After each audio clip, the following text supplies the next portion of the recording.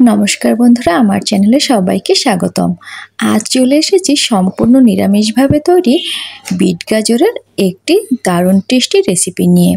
যে কোনো নিরামিষের দিনে বানিয়ে ফেলতে পারেন। এটি রুচি, রুটি, পরোটা, ভাত যে কোনো কিছুর সাথে কিন্তু পরিবেশন করতে পারবেন। আশা করছি আজকের রেসিপিটি ভালো লাগবে।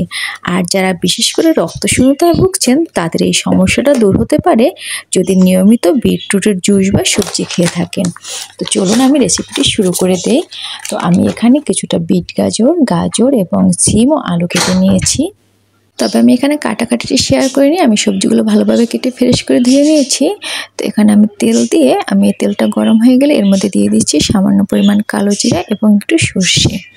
এবার আমি কিন্তু বিটরুটগুলো এরকম ছোট ছোট করে আমি তেলের মধ্যে বিট গাজরটা দিয়ে এর মধ্যে আমি দিয়ে দিলাম সিম, আলু এবং গাজর। সবগুলো আমি আগে থেকে ধুয়ে ভালোভাবে কেটে ফ্রেশ করে রেখেছিলাম। তো এটাকে এবার একটু ভালোভাবে আমি নেড়েচেড়ে দিচ্ছি।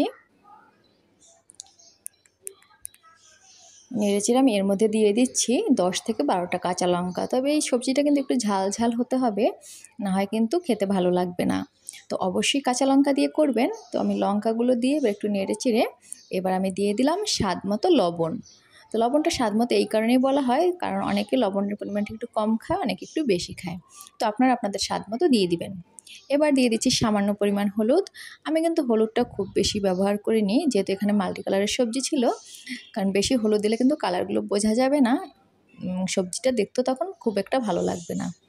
এবার হলুদটা দিয়ে আমি হালকা নেড়েচেড়ে এবার ঢাকনা দিয়ে আমি ঢেকে দেবো 5 থেকে 6 মিনিটের জন্য। তো এটা কিন্তু ঢাকনা দিয়ে ঢেকে দেওয়ার ফলেই পুরোপুরি কুক হয়ে যাবে। এর মধ্যে কিন্তু কোনো জল ইউজ করতে হবে না।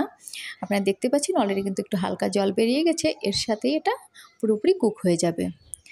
আমি ঢাকনাটা খুলে আবার একটু নেড়েচেড়ে এটাকে আমি আবারও ঢেকে দেব 2 থেকে 3 মিনিটের জন্য। এভাবে আমি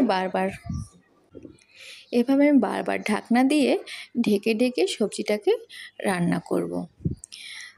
তো একটু মাঝে মাঝে নেড়েচেড়ে দেবো যাতে করে নিচে লেগে না যায়। আর এভাবে কিন্তু বিট গাজরটা রান্না করলে খেতে অসাধারণ হয় এবং বিট গাজরের যে একটা এক্সট্রা গন্ধ থাকে সেটা কিন্তু একদমই আসবে না।